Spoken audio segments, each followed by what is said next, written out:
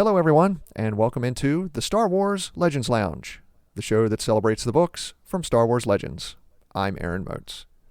On today's episode, while the Yuuzhan Vong threaten to execute millions of refugees unless the New Republic reveals the location of Luke Skywalker's hidden base, Anakin Solo leads a strike force to take out a new threat to the Jedi.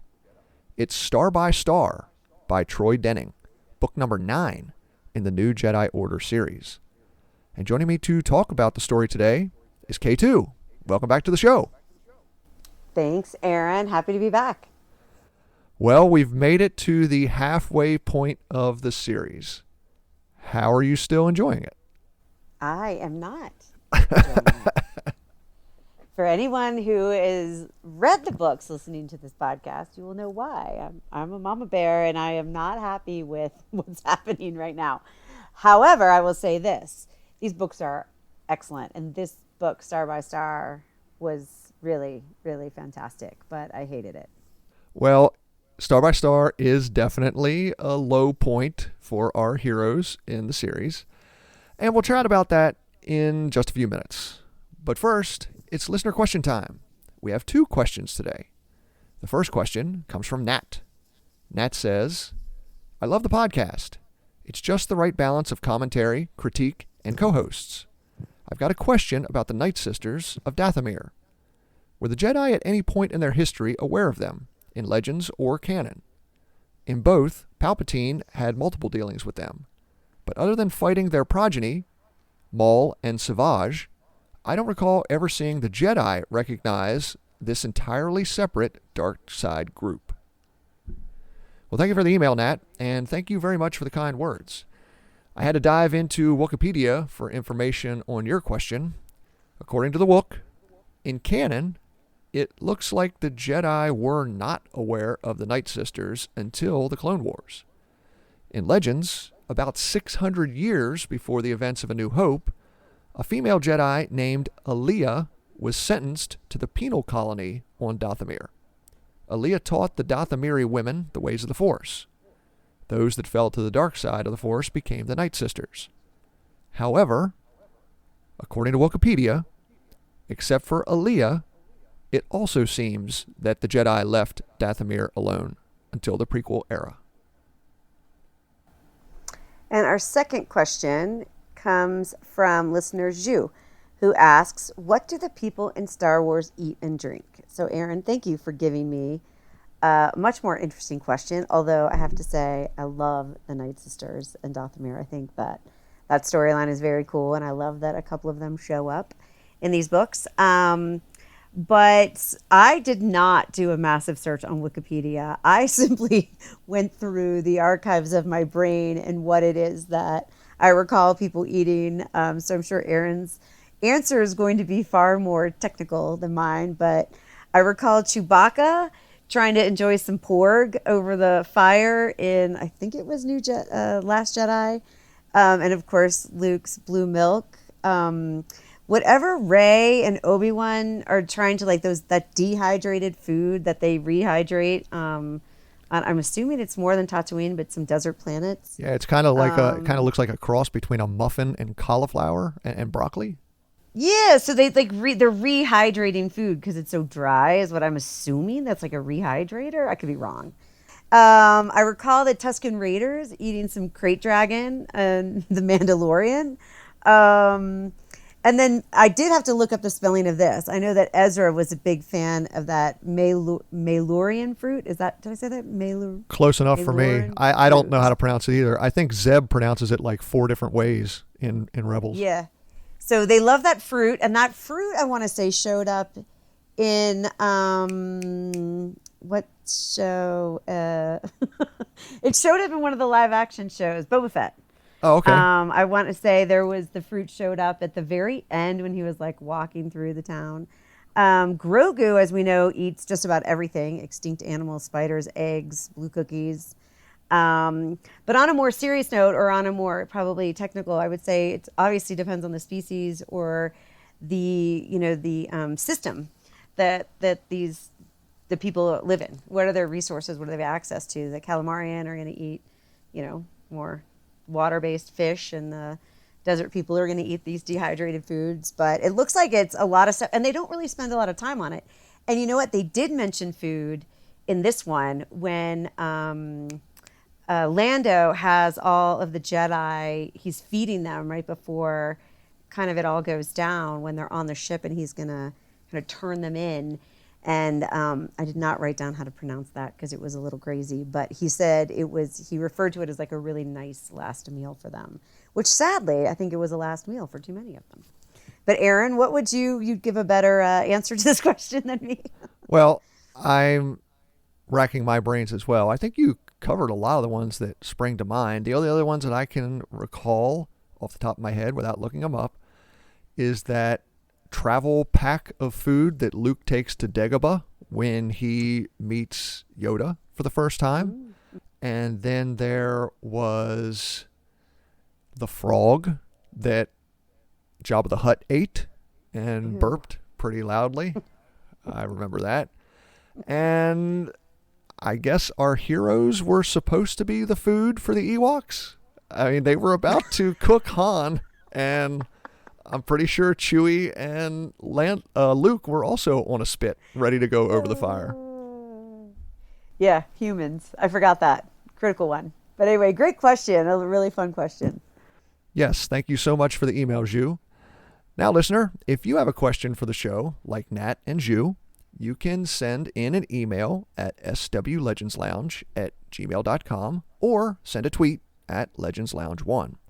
And if you'd like to get your voice on the show, you can record an audio question and email it in. Just please help us out. Record it in MP3 or MP4 audio format. Stay tuned for the end of the show because we've received another favorite Star Wars character grouping, a 12-person Jedi High Council. You'll want to stick around for that. Now it's time for today's book, Star by Star by Troy Denning.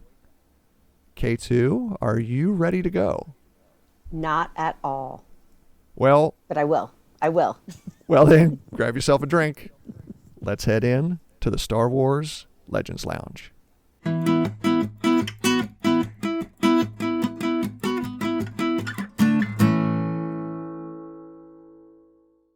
The story begins at New Plimto. Jaina Solo and Mara Jade Skywalker hide in the outskirts of the system, waiting to pick up the Twi'lek Jedi Alima and Numa Rar. The sisters helped found a civilian resistance on New Plimto. They were forced to flee on a refugee ship when the Yuuzhan Vong decided to raise the planet.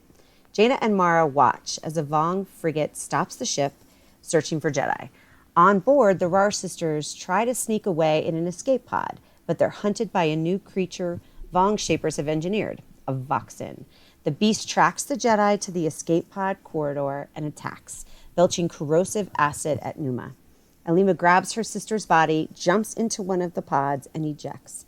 Jaina and Mara swoop in, pick up Alima's escape pod, and jump to hyperspace. At Luke Skywalker's secret base, the Jedi debate their next moves. Kip Duran wants to take the fight to the Vong, of course, and as the war continues, more of the younger Jedi are starting to take his side. Luke refuses to use the Jedi in attack, but he does have a plan for some of them. Luke wants Saba Sibatine, her fighter squadron, and Danny Kui to join Wedge's task force. Their mission? To capture a Yamask.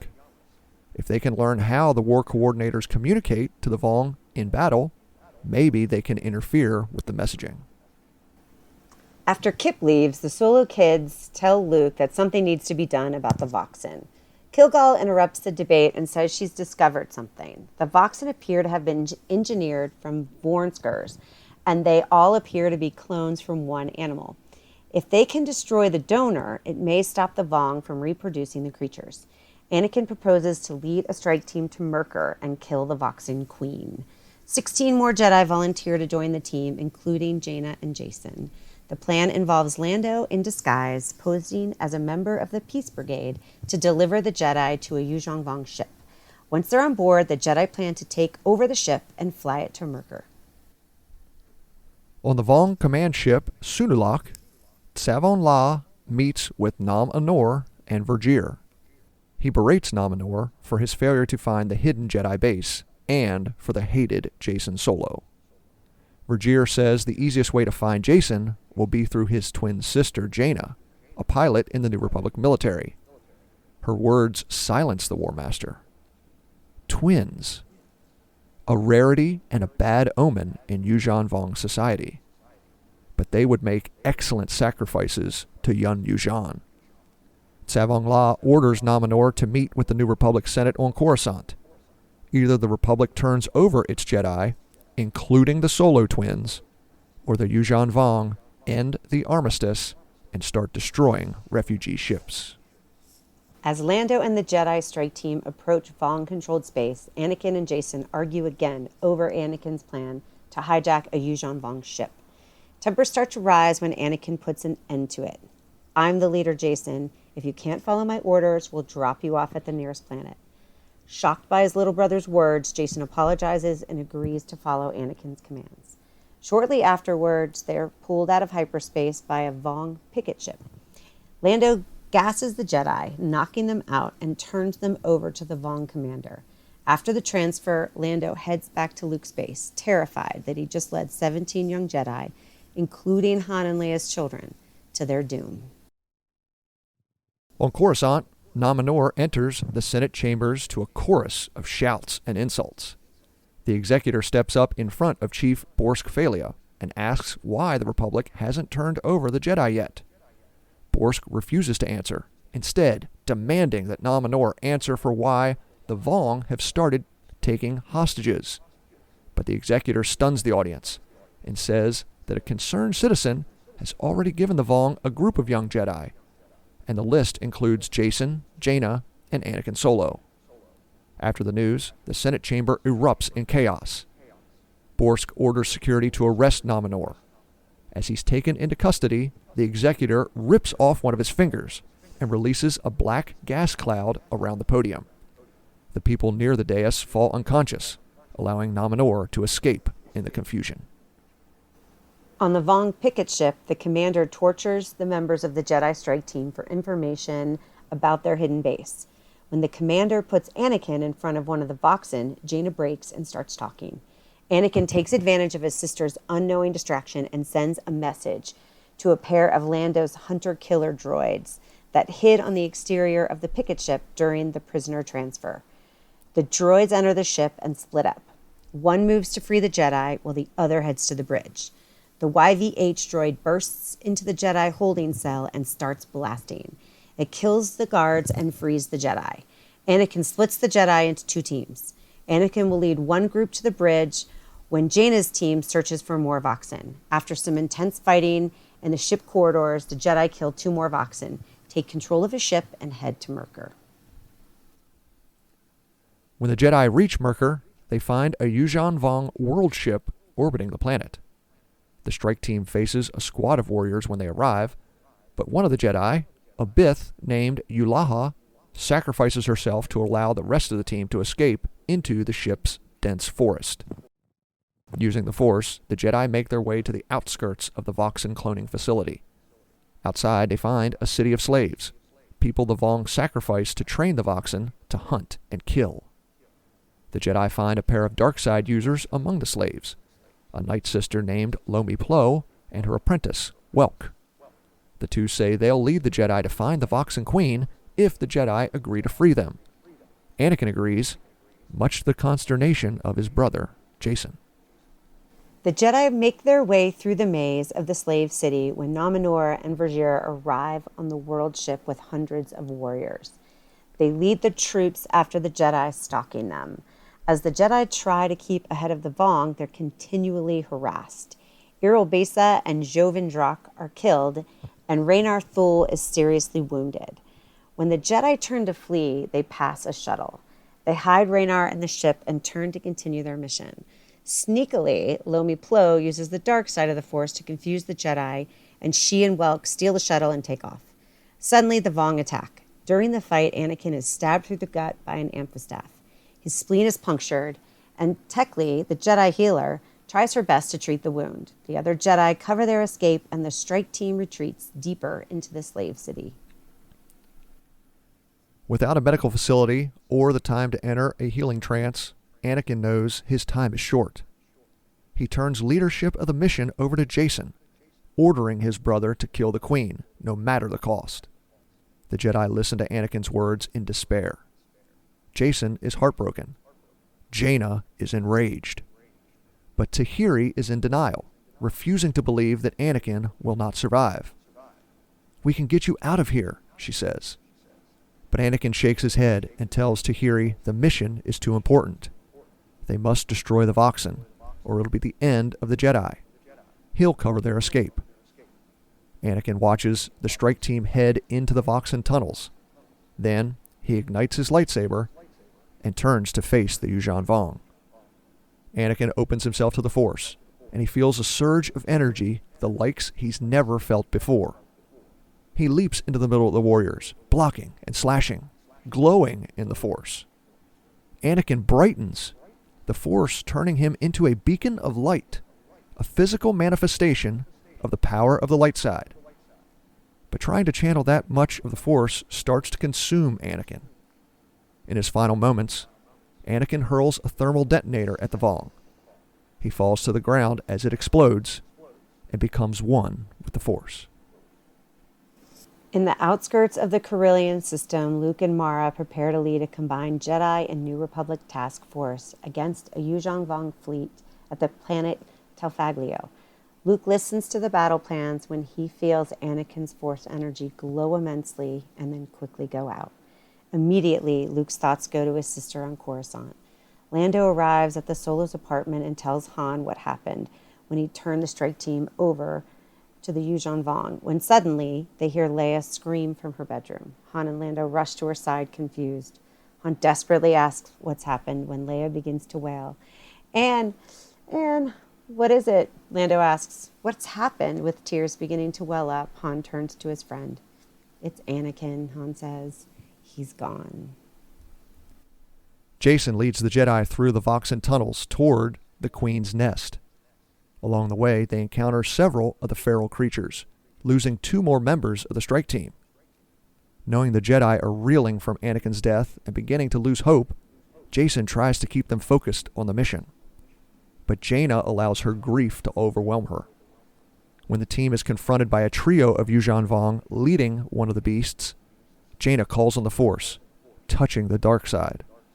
She blasts the Vong with Force lightning, frying them before decapitating the Voxen with her lightsaber. Jason is terrified of what Jaina has done. But they'll have to deal with it later, because the Jedi finally reach the Voxen Queen's lair. And who do they find outside the nest? Vergere. Luke and Mara lead the attack on the Vong fleet at Telfaglio. The Jedi use their X-Wings to clear a screen of coral skippers, while Wedge Antilles and Garm Bel Iblis order the New Republic ships against the Vong capital ships. During the battle, Danny Kui detects a Yamsk coordinating the enemy forces. Danny and Saba discover which vessel the Yamsk is on and send Luke to capture it. The Jedi blasts a hole in the side of the ship, opening it to vacuum, forcing the Yamsk to wrap itself in a protective cocoon. With the Yamsk neutralized, the task force quickly destroys the Vong fleet. Following the battle, the Jedi transport the Yamsk back to their base in hopes of discovering how it communicates. Tavong La gives the order to attack Coruscant. The War Master and the Yuuzhan Vong fleet jump into the system and begin bombarding the New Republic defenses. On the surface, Borsk Phalia calls Leia for help rallying the troops, but the princess is too distraught over Anakin's death. However, when the fighting breaches the planetary shield, Han and Leia head to the Imperial Palace to offer support. Borsk holds out hope to save the planet, but it's quickly apparent that Coruscant is lost. Leia says it's time to evacuate. No, Borsk says. You go. I cannot continue as the chief that lost the capital. Han and Leia head to the spaceport as the Vong enter the palace. As the commander takes Borsk into custody, the chief of state ignites a proton bomb, sacrificing himself and taking more than 25,000 Yuuzhan Vong troops with him. Vergere tells the strike team that Nomenor's troops will soon have them surrounded. They must make a choice. They can either kill the Voxen Queen or they can escape. They don't have time to do both. Jacen orders Jaina and the other Jedi to steal a Vong ship while he destroys the Queen. Jacen traps the Voxen in a Dovin basil nursery comb. The creature tries to spray him with its toxic saliva. Jacen dodges the spray and slips on the edge of the comb. He slides down toward the singularity, but he's saved when Vergir grabs his hand, lifting Jacen back into the comb. Vergir then pushes the Voxen Queen with the Force, knocking it off balance. Quickly, Jacen kicks the beast off the edge. The Voxen slides down the comb and touches the young Dovin basil at its base. It disappears in an instant, snuffed out by the singularity. Jaina and the remaining Jedi find a Yuzhong Vong frigate and manage to get it in the air. She flies the ship back over the forest towards the Dovin basil nursery. From the air, the Jedi see Jacen surrounded by Vergir and dozens of Yuzhong Vong warriors. Jaina boils with rage. She aims the ship toward the group intent on saving her brother, or die trying. But the Jedi are followed closely by a group of coral skippers. The others plead with Jaina to stop and head back to New Republic space. Reluctantly, Jaina heads away from the world ship. They jump to hyperspace as Jaina vows to return and rescue Jacen. On Coruscant, Senator Vicky Shish follows Han and Leia through the spaceport to the Millennium Falcon. Vicky tries to kill Leia and kidnap baby Ben. The Nogri stop Vicky, but she escapes and flees with the Yuzhong Vong. The story ends with our heroes lifting off from the surface, preparing to run the gauntlet through the battle raging in orbit. Time for a break. When we return, K2 and I will talk more about Star by Star. I'm Aaron Moats. Stay tuned. You're listening to the Star Wars Legends Lounge.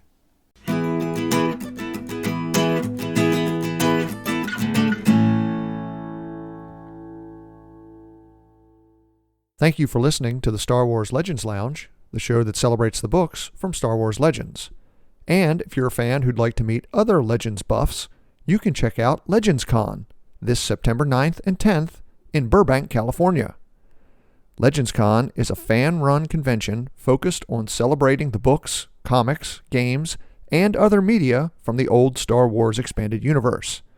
And it's hosted by the Legends Consortium, a fan-run organization that wants to bring together fans to celebrate Legends in a positive environment. It will feature vendors, artists, and authors from the old EU, including special guests Randy Stradley, Matthew Stover, Karina Betchko, Sean Stewart, Barbara Hambley, and Abel G. Pena. Legends Con is open to all ages and will be held September 9th and 10th, 2023 at the Marriott Convention Center in Burbank, California. Proceeds from the event will be donated to the Peter Mayhew Foundation. Tickets are on sale now through Eventbrite, and you can provide additional support through Kickstarter or Ko-fi.com. For more information on Legends Con, visit legends-con.com. Check out @legends_con on Twitter and Instagram, or @Legends Consortium on Facebook and Tumblr. Once again, that's Legends Con, coming September 9th and 10th in Burbank, California.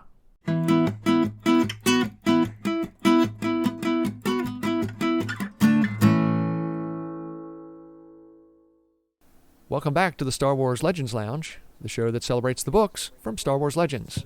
I'm Aaron Moats, and today, K2 and I are talking about Star by Star by Troy Denning, the 9th book in the New Jedi Order series. Well, K2, there's a lot that happens in this book. And listener, one thing I want to say before we start in our discussion points here is that so much happens in this book, we had to leave out probably 50 to 60%. All we did was hit the highlights back in the plot summary section. So I suggest, if you want all of this, read the book or at least listen to the audiobook from back in the early 2000s. So the big thing that happens in this book, the biggest thing that happens in this book, is Anakin's death. Jacen gets captured at the end. Jaina touches the dark side of the Force. The Solo family really takes it hard in this book. How did you experience it, K2? How did I experience it? I was convinced, like literally convinced, Anakin was not dead. I believe they Jon Snowed him. I'm like, well, they'll resurrect him. I wonder how they bring people back. This is so cool. Not at all. Not at all acknowledging that he really died. And then, you got Luke's perspective and Leia's, and I'm like, well, these people shouldn't be fooled. Like, shouldn't they know that he's fine, or that he's one with the Force, and so he'll come back? And I'm beginning to come to terms with the fact that he's actually dead. I'm livid. These are my babies. These three Solo children. I really thought they had plot armor. So I was in massive denial that something could happen to them. I mean, particularly when they start the series out killing Chewbacca. I guess I should have known anyone was on the table, but I did not. I was massively shook, and I genuinely didn't think this was going to happen. When I look at Jaina's response and how angry and how easily she tapped into the dark side and pulled out the Force lightning, which I kind of was like cheering for her. I'm like, yes, go dark and take revenge. I'm like cheering her on completely. So I'm not a great person to ask this question to, because I would go dark as well. And then lastly on Jason, I'm a little concerned with his ability to be irrationally calm. Like, he seems almost detached. And while we can get in his head and we know he's not just some robotic, he's not just lost all of his emotion. Maybe it's a survival tactic. It is, certainly.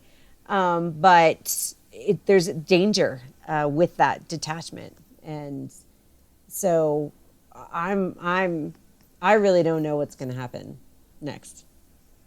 So Star by Star comes on the heels of the previous two stories, the Edge of Victory duology. You could say that those are Anakin-focused stories. The first one definitely is an Anakin-focused story. The second one, 5 different plot lines, but the main one is Anakin-focused. Did you expect Anakin going forward to be the main hero of the series?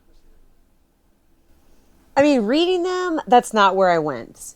I really still looked at the whole, kind of gaggle of characters and thought it was more of a group story. But I suppose, to a degree, yes. I think subtly or unconsciously, I did start to think he was going to end up being the hero. And then, as young as he was, he's named the leader of this strike force that goes to Merkur. Right. And he clearly has this leadership energy and way about him that they all agree to follow him. They all agree to trust him with them, even his parents. So he clearly, and you can see it in the way he's written and the way he behaves. He really is a true leader. So, but it's so interesting because, again, when you go back to the start of the story, they were dealing with, and he specifically dealing with, the grief and the guilt, the massive guilt of Chewie's death, and how that seems to continue to follow these characters throughout this whole series. And so I would not have guessed. This is probably why I thought he had the plot armor, was he's so central to the storytelling associated with how it began in Han's journey. And I think yes. I didn't consciously think it, but yes, to answer your question in a very long way, I do think he was kind of the center, like Center Point Station. It was all about him and him arming it. So I'm not going to lie, I'm a little worried about where this is going to go without him, because they really did put a lot on his shoulders as a character anyway, driving the story forward. What do you think? Well, in an interview with the author, Troy Denning, This was an interview in, let me make sure I get my reference here correct. It was an interview in 2014 with the Scum and Villainy radio show that he said when he received the outline of the entire New Jedi Order series, it originally called for Jason to sacrifice himself, and then Anakin was going to be the hero of the story. When the authors that developed the New Jedi Order series ran it past Lucasfilm, George Lucas himself thought it would be better for them to sacrifice Anakin and focus the story going forward on the Solo twins. Denning said then, Troy Denning then said that when he looked at, after that was decided upon, when he then got the final pitch for the whole series, he was given star by star, and in that it said that's when Anakin needs to sacrifice himself. So it's the only book in the series he writes, and that's the one that he got. And oh, by the way, that's the book you gave me. So thanks a lot, Aaron. That's interesting, and I guess not surprising, because as you read the story, it does feel obvious that Anakin has the plot armor. So to strip him of it, it does make the rest of the series a little interesting, because, you never know. I mean, they killed a lot of Jedi in this. Yeah. Now, a lot of them you never have heard of before. They're just names in this story. They're not really spoken about anywhere else, like Yulaha and Jovan Drark and characters like that are part of the strike team. But yeah, I mean, they're Numa Rar at the beginning, Alima's sister in the first chapter. Yeah. She's killed by the Voxen. So yeah. Well, the thing is too, I think for people like us, right, when you start with A New Hope, you feel like Jedi are just so precious and fragile because there's so few of them. Right. And yeah, you go through Clone Wars and things like that when they're everywhere. But so now when you read a story and I don't know, 8 Jedi die, or I'm not quite sure how many, it just feels like it's like the price might not have been worth what they got. I mean, killing the Voxen Queen clearly needed to happen. They were creating really powerful weapons against the Jedi, and the Jedi don't know, they really rely on the fact that they don't have a lot of competition, and they don't have a lot of threats to them. So taking this Voxen off the board was important, clearly. But I question whether or not they paid too high a price to do that. And I don't know. I haven't read ahead, so I don't know. So you agree with the plan to kill the Voxen Queen? I love the plan. One question I've always had, and I had it the first time I read the series. The Jedi figure out that all the other Voxens are clones of one donor. Mm-hmm. If they can kill the donor, then once they kill the other Voxen, that'll be it. I always thought that was weird, because there are other Vornskers on Merkur. Wouldn't the Yuuzhan Vong just be able to then create another Voxen from one of the Vornskers? And then they'd have a new donor? You would think, right? But maybe look at all the past failures they've had with cloning. They show us later, we see with in Mandalorian and Palpatine and what's his face? Yeah, I guess maybe they just they weren't successful. Maybe in cloning. It was just that particular queen had the right blood or whatever that allowed her to be cloned, and the other, because wasn't it a Vorsker hybrid with something else? Isn't it like they made it something? Yeah, they bioengineered it, so they obviously spliced some other things in with the Vornskers. I don't have the book with me, so I don't remember exactly what else they spliced in there, but it was a bioengineered creature. Yeah, so maybe they just didn't have any more successful bioengineered creatures. Maybe they only had the one that they were able. That's the only thing I can that I can assume from that is that it was just too difficult and they got lucky. Yeah. But it's a good question because you're right. Why couldn't they just go grab, another one? But I did like the strategy. I liked the plan. I thought it was bold. I thought it was very brave, borderline arrogant, but it was clever. And the thing is, Nominor and a lot of the Vong, they really seem to always be a step ahead. They're so ruthless. And it just doesn't surprise me that things just kept falling apart.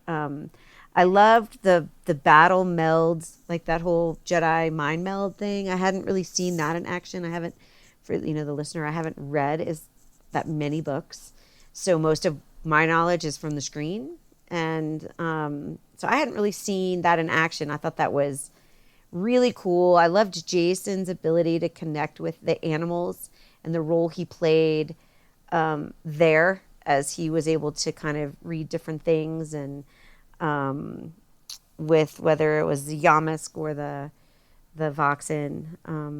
So I thought that was I think the story was just really, really good. And the book was really, really well written. And it was very long. Did you give me the longest book in the series, Aaron? I think this is the longest book in the series, yes. Yeah.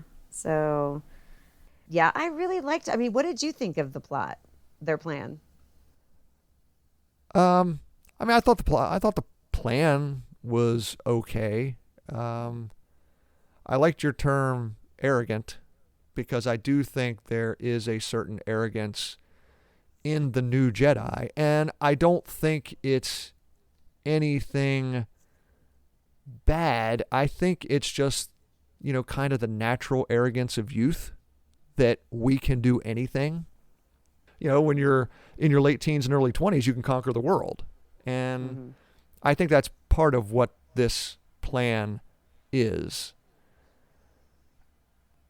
I really don't know what else could have been done than just raid Merker, find the Voxen Queen as quickly as possible. I like the way it's called a strike team because it had to be a quick strike. Yeah, I thought it, like I said, I thought it was clever, and it worked. It's just, did they pay too high a price? So, well, part of I don't know. part of that price is Jason at the end. After he kills the Voxen Queen, he's captured by the Vong and by Vergier. Again, don't really know what to make of Vergier. But going forward, what do you think is going to happen to Jason? Okay, so I wouldn't have thought this going into the book because I've still read these. I was reading these with rose-colored glasses. Like, it'll have a happy ending. So it better, Aaron, have a happy ending. As if you drag me through these 19 books just to cry. We might not be friends anymore. But going into the book, I wouldn't have thought this. But coming out of it, Jason's detachment concerns me. And I think as well, because we're only halfway through, I am very suspicious of the fact that they're painting Jaina as a risk of a dark side, a dark Jedi. And Jason is this detached, I don't want to use the Force, this isn't a great idea, stay calm, one with nature. I feel like they're going to flip the script there. And I feel like they're going to have Jason be the one that's either broken or, because I don't really know, is he going to go be tortured? Are they going to go brainwash him? Are they going to sell him on the idea of something else? And I can't begin to guess how quickly he would go, but I feel like he will go more on the darker side. And I think that Jaina, her response is more pure and human and yes, emotional and yes, dark and vengeful and all of that. But I feel like she's going to be able to be reasoned with. Plus, she's going to hopefully reconnect with Leia and Luke and be reminded of, that love and light, etc. And inspired by Anakin, who really seems to be like this pure light forced Jedi.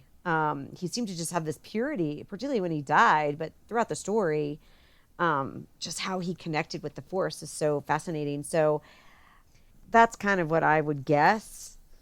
Or he dies. And they just kill all of the kids. And they just keep murdering children and make me very angry. That's the other. Well, What do you mentioned Anakin's death scene, and Yes. the description is he opens himself to the Force so completely that it starts almost burning him from the inside out. I always picture him physically like glowing. Yes. You know, like he's some sort of nightlight or something like that. He just keeps getting brighter and brighter and brighter and brighter until it almost consumes him from the inside out. Is that how you pictured it? Yes, and then Luke even describes it that way. How Luke senses this surge of energy from Anakin before he dies. And so I definitely pictured it visually happening just like that. And I find it fascinating how it struck me as just a purity, right? Like he's been tested and tested and tested, and he always chose correctly. And he's the one we lose? Baloney. Well, the stakes have gotten higher and higher. Mm-hmm. Yes, I'm very sad. So a couple times now you've mentioned Jaina's reaction to Anakin's death and how it may be the most human emotion that the author writes about in the book, between her reaction and Tahiri's grief over Anakin's death. She touches the dark side of the Force. She uses Force lightning to kill Tu Yuuzhan Vong. And now she has lost her twin brother, the closest person in her life. How do you think Jaina will be affected moving forward in this story? And she didn't just lose him, she left him. And she was really upset with Jason for leaving Anakin. And she turned around and left Jason and said, I will come back. How do I think? I think when you just were describing it, it reminds me of like Captain Kirk and Mr. Spock, right? Like Spock's like Jason's this detached, robotic, unemotional character, and Kirk is running around losing his mind. That's Jaina and Jason right there. What do I think? I think she's going to go through it. I think she's going to be in touch with her emotions. I think she's going to let herself feel them, and then she can heal. And that's why I'm worried about Jason. Now that she has felt the dark side and has felt the power of the dark side, do you think she'll be tempted to use it again in the future? I mean, like I said, I was cheering for her. I was like, yes, burn them, like light them on fire. So would she use it again? Possibly. I think she could very well. I think she could possibly. And I think then somebody will step in to coach her out of it. Luke, maybe. Maybe it's a character like a Tahiri who grieves with her and can knock some sense into her. But again, with as much time as we have left in the story, I don't know how she heals in the next book. I think she's got to take a journey and really feel what she's feeling and deal with the loss and deal with whatever is next. This isn't going to be the only loss. This isn't going to be the only guilt and the only grief she suffers. Whatever happens with Jason's going to deeply affect her. Maybe. So I don't know. I kind of feel like she will use it again. I don't know though, as someone who's not like a real expert on this, I don't know how far down the dark side you can go before you irrevocably cannot come back, right? I don't know how you become Darth Vader. And I mean, I guess at the end he kind of he became a nice guy right when he died, but so I don't really know what that journey looks like for someone who goes dark and then stops. Does it damage you? I mean, So I can't really ask you what you think, because I know you know the answer to this one, having read them. So that's just what I can tell you. And I thought I did make a note here. What I thought was so interesting about how they painted Jaina's character at the beginning is the very beginning of the story, when they're going to get the Rar sisters, right? The very Yes. first, as it opens, she's just contemplating. She's just thinking to herself. And it's like the first thought they pen about her. She's just got this wistfully naive idea that if only the Yuuzhan Vong realized that they could have moved to the galaxy and been welcomed with open arms, they didn't have to take everything over and start a war. If only they had known that, everything would be better. And really considers that the Yuuzhan Vong didn't know this, but the Jedi will one day teach them. And that's essentially how her character opens. And so the fact that she moves from that to this raging dark force, lightning user, what a great journey for her in this novel. And I really thought one of the things too that I think the author did really well was not just the characters themselves, but the relationship of the characters. I felt a lot of really strong kind of relationship connections as they went through telling the story, how the brothers related and the brothers and sisters related, and Han and Leia's journey together. And I really liked how he played on the relationships to tell the story in this book. So in the early part of the series, Chewie dies in the first book, and we see Han basically shut down, go through the different stages of grief, hurt his family, and that's for 4 or 5 books. Now, there's that scene where Leia feels Anakin's death. And in the handful of scenes afterwards, Leia's almost catatonic. She won't let little Ben Skywalker go, the little baby. She just keeps holding him and stroking his head. At one point, C-3PO even calls Han in there to say, Leia is hurting the baby. Do you think we're going to see Leia go through something similar to what Han did in the first 4 or 5 books of the story? I cannot begin to process that kind of pain that she's going to have to go through. The guilt as well as, a supporter of the mission. She's going to have to, look, I lost my best friend many years ago, and I feel like, and I'm not exaggerating when I say this, I feel like it altered my DNA. I feel like I was never the same person again. And he was not my child. So grief is a powerful storytelling tool. And I cannot believe, I won't believe, I will find it to be poor storytelling if she somehow rebounds from Anakin's death. She is a mother losing her youngest, or any one of her children. It's not possible to recover.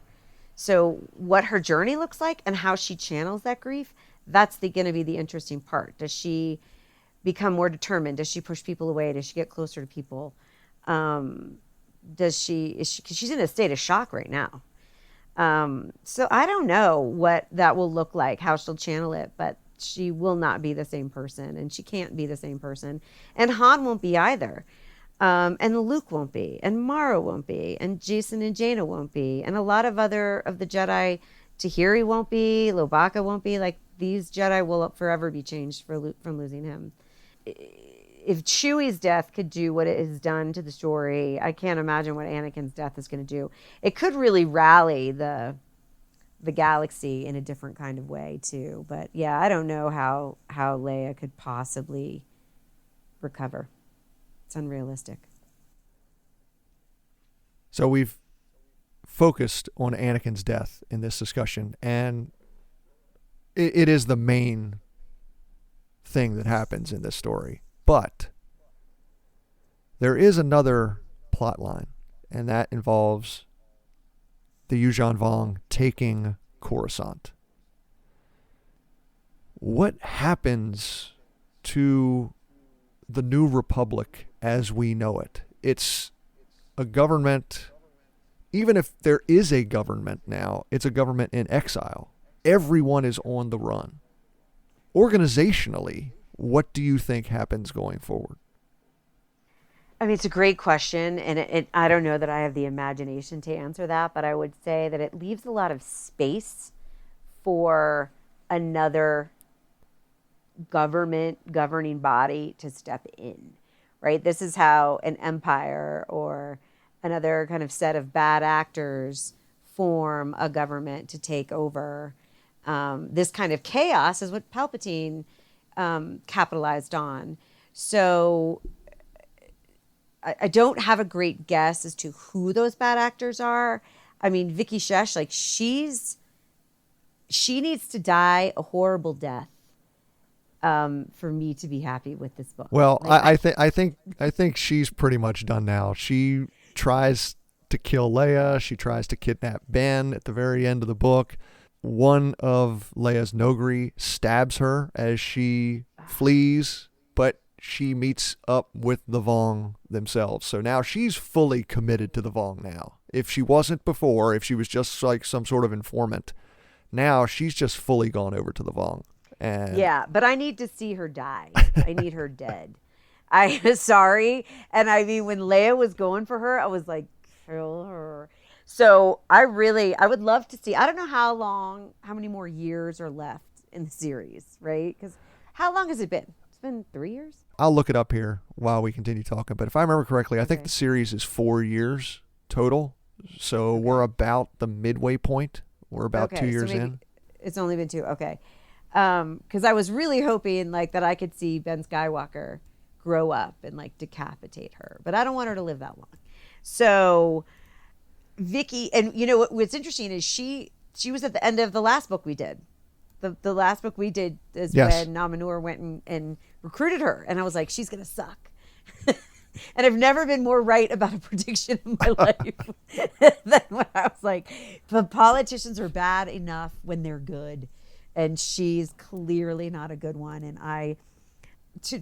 I'm harping on her only because I really do hate her, but you can't trust the politicians in these books at all, in this story, in this world. So whoever comes in capitalizing on it is not going to be up to any good. And who's to say the Vong don't have a lot of advocates? The thing is, them going in and breaking the armistice and taking over these planets and getting rid of Eclipse and taking over Coruscant like that, I mean, they have to be burning allies if they even had any. So this could really rally kind of a rebellion style grassroots response where you have people more underground, a little bit more like what we're used to in again, New Hope, Empire Strikes Back, or, you know, Rebels kind of genre where people just start to kind of rally and take them on. And now that they have the Yamask, they have the number, they, you know, what Danny, was able to kind of figure out how they use the Yamasks and how to neutralize them or target them, or take them off the board. I mean, the Yamaks and the Voxen, we didn't have the Voxen for very long, but that was a big, you know, tool, for weapon for them to use against the Jedi and the New Republic. So now that the good guys, if you will, are starting to figure out how to you know, really fight against their weapons, we could really see the tide turn. But I feel like it's going to get a little darker before the dawn in this story. But I don't know. I mean, again, I can't ask you, but I don't know what's going to happen. I don't trust the government. So I looked it up. The new Jedi Order series takes place over 4 years, from 25 ABY to 29 ABY. And this story in particular, Star by Star, takes place at the midway point, 27 ABY. So we are 2 years into the war. 2 years since Chewie died. Yes. Yeah, it felt like that. Okay. So this is your first time reading the series. Have you started the next book yet? No, I've been focused on this book. Okay. You mentioned Jaina. You mentioned that you think she's probably going to go dark before she turns back, and that she's going to go on a journey. How would you like to know that the next book in the series is called Dark Journey? And when you get the book, if you look at it, the only thing on the cover is Jaina's face. That's what it is. Fantastic. Well, I am going to be cheering on her dark journey, and I do hope that she ends up on the right side of the coin eventually, but I wouldn't mind her taking a few people out on her journey. That's all I'm going to say. She's turning me dark. Killing Anakin is making me go all Darth Vader. Sorry, but it is. I'm cheering for her. So that's very funny. I haven't looked ahead because I was so focused on preparing for this conversation. And who's doing that with you, Scott? Yes, that will be Scott. Okay. He and I have Dark Journey. So, well, great discussion today. Before we wrap up, I have another Star Wars favorite character grouping. This week's comes from David in Canada, who says he's a hardcore Legends fan who has been resistant to the Disney Star Wars stories, but now that David's daughter has started watching Star Wars, he wants to enjoy it with her.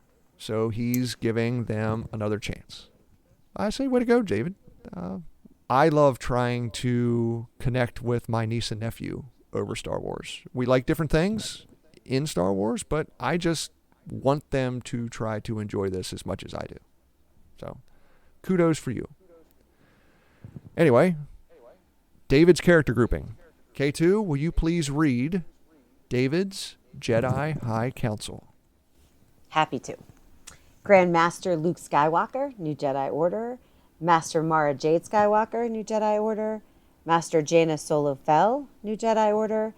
Jedi Battle Master Kyle Katarn, New Jedi Order. Jedi Master Revan, Knights of the Old Republic video game. Jedi Master Bastila Shan, KOTOR video game. Jedi Master Nomi Sunrider, Tales of the Jedi comics.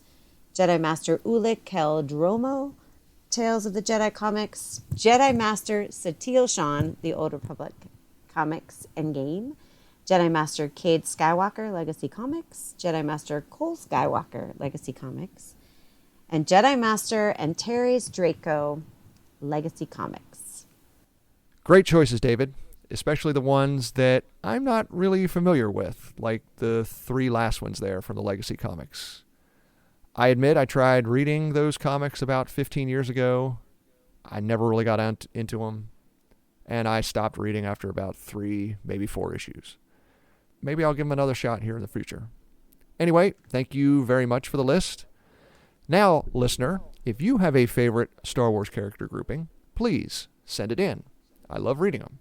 And if you have a comment about something we've talked about on today's show, or if you have a question, you can email me at swlegendslounge@gmail.com or send a tweet at legendslounge1. Thank you very much for joining me today, K2. Thank you. If the listeners would like to contact you, either to chat or to check out your cakes, how can they do that? You can find, the best way to find me right now is on Twitter at K2Cav, the letter K, the number 2, KAV. I'm also over on Blue Sky, but I know a lot of people aren't there yet. But yep, my cakes are there. And I know a couple people have connected since the last book we did, because I had a couple new followers that clearly were Star Wars fans. So thank you for that. You guys feel free to reach out and say hi and chat with us if you want, because we're all of Aaron's co-hosts are on there, and we all chat all the time. So feel free to chime in and say hi.